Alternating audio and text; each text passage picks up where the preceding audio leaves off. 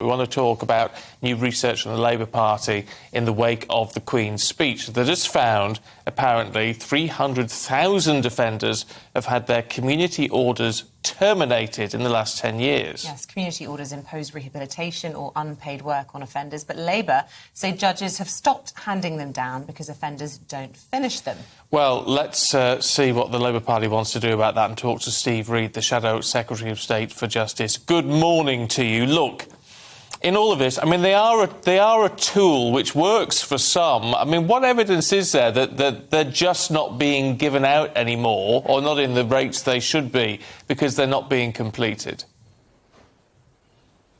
Well, that's right. These are statistics that we've uncovered that show that 300,000 community orders over the last decade have not been completed, and that's £30,000 orders a year for each of 10 years. Now, what these are generally young offenders who have been committing antisocial behaviour in communities, like daubing graffiti on walls, digging up parkland, smashing windows, and they get given community orders that require them to carry out work in the community to do reparations for the harm that they've done, but also to teach them that if they behave like that, there will be a sanction. Now, if they are given a sentence like that and they get away without having to carry it out, that sends two very wrong messages. One is to victims of these offences who are not given any form of justice for what they've experienced. But secondly, to young offenders, it tells them, you go out there, you commit antisocial behaviour, the system will not do anything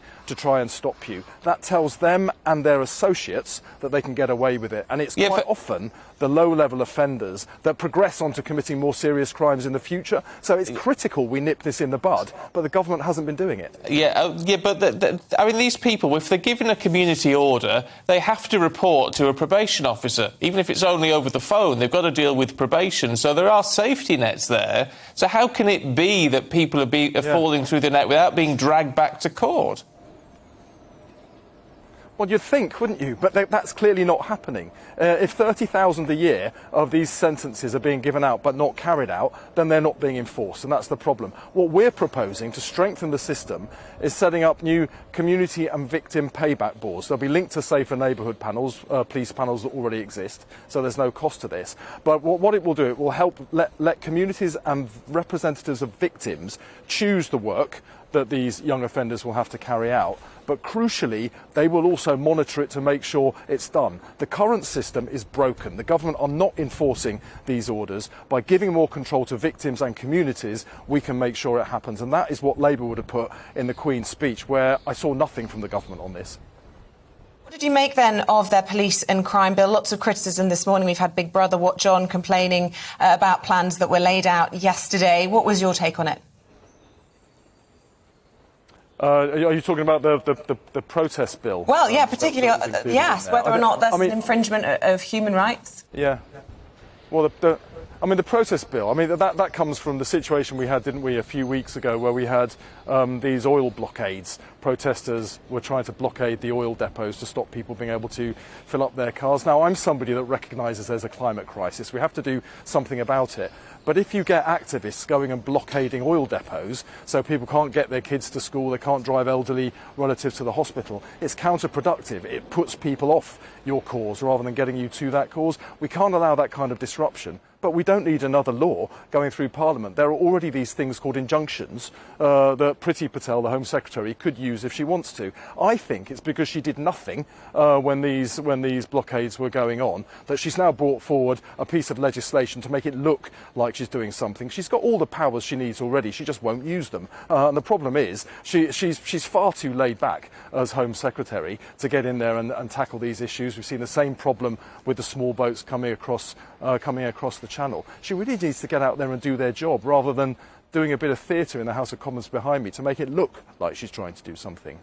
And in terms of the pursuance of justice, what should we read into Beergate, do you think, in all of this? Because obviously, you know, Keir Starmer and Angela Rayner have said they'll resign if they're fined through all of this. But doesn't that add unnecessary and unwanted pressure on Durham constabulary, because they know they've got an investigation to carry out, and now if they find against these two people, they're going to change the course of political history.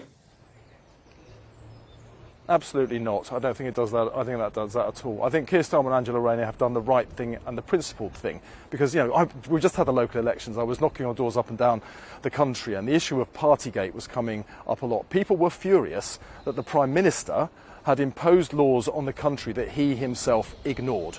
And the problem with that is that a lawmaker cannot be a lawbreaker. Now, Keir Starmer has said very clearly, if he were found to have breached the lockdown rules, and I don't think he has, by the way, but if he were found to have breached them, then he would resign. That's what the Prime Minister should do. But there is no equivalence, and let me emphasise this, there's no equivalence between Keir Starmer and his campaign team after a long day of work, taking a break to have a meal and then continuing with work, and what was going on in number 10 Downing Street, where 12 different parties are being investigated, 50 people have already been given fines, including the Prime Minister. They were wheeling in suitcases of alcohol and sound systems. It was more like the Ministry of Sound in there than a Ministry of Government. There is no equivalence between what happened with the Prime Minister and Keir Starmer, but Keir was right to show politicians are not all the same. Some politicians have principles. Keir Starmer's one of those. Boris Johnson is clearly not. Well, if it's down to principles, then, because this is a moral question now and a sort of question of hypocrisy. That's what people are looking at.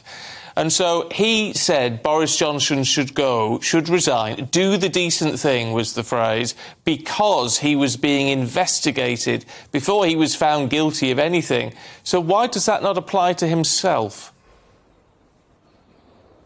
Well, there's a world of difference between what we know Keir Starmer was doing, which was having a break for a meal with his team while he was out working in Durham. Well, we don't know because there's an investigation now. Into Party Central. We did know. No, we did know. We'd seen it, hadn't we? We'd seen that video of Allegra Stratton, his press secretary, standing in front of that lectern laughing about events that had gone on in Downing Street parties. The Prime Minister the next day came to the House of Commons and told us all he shared the British public's anger at that, and then it turned out he was actually at the party. We all knew he was lying. We all knew what he had done. He had broken the rules, and eventually he got his sanction. Keir Starmer hasn't. That's the world of difference here. Well, no, I mean, since you are making those distinctions, I mean, Sir Keir Starmer was adamant that Angela Rayner wasn't there. Well, that's now been disproved, and he was also adamant that this was a spontaneous break from work. And we now know that we saw the leaked document over the weekend, that this was a timetabled break, that there were 30 or so beers.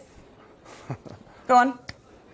No, that's not true, is it? That's not true. What happened was that the police didn't know Angela Rayner was there, and then they told her. No one said she wasn't there. That's not true. But there's the world of difference between having a work event and eating with your team at that work event and turning number 10 Downing Street into a club, basically, is what they were doing there during the lockdown. And what you have to remember is the sacrifices that the British people were making at that time were extraordinary.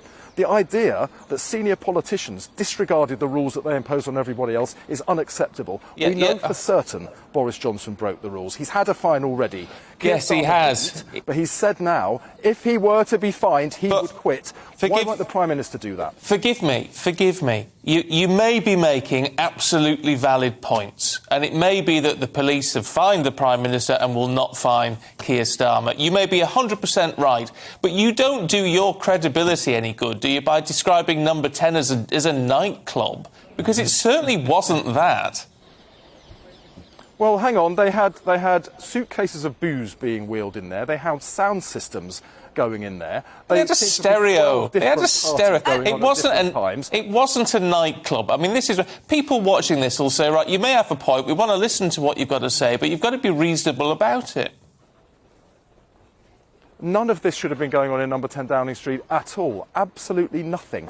They should have been obeying the rules to the smallest dot and comma, because they set a standard for the rest of the country. And when you are telling people they can't go to family members' funerals because of what was going on. We'll remember those haunting images of Her Majesty the Queen sat at Prince Philip's funeral on her own. The sacrifices the British people made. And to think all that time they were having parties in number 10 Downing Street. It's simply unacceptable. If the Prime Minister had an ounce of integrity, he would already have gone. And to mark the difference, to show the public that politicians are not all the same, some politicians are better, Keir has said if he is fined, he will go. That is absolutely the right thing to do. I wish the Prime Minister had just an ounce of the integrity. We do need to move on. I just want to make this final point because there will be people thinking this at home. When you're talking about suitcases of booze being brought into Downing Street, we now know around 30 people were drinking beer at this curry and post-campaigning event. How were those brought into the building? You know, there are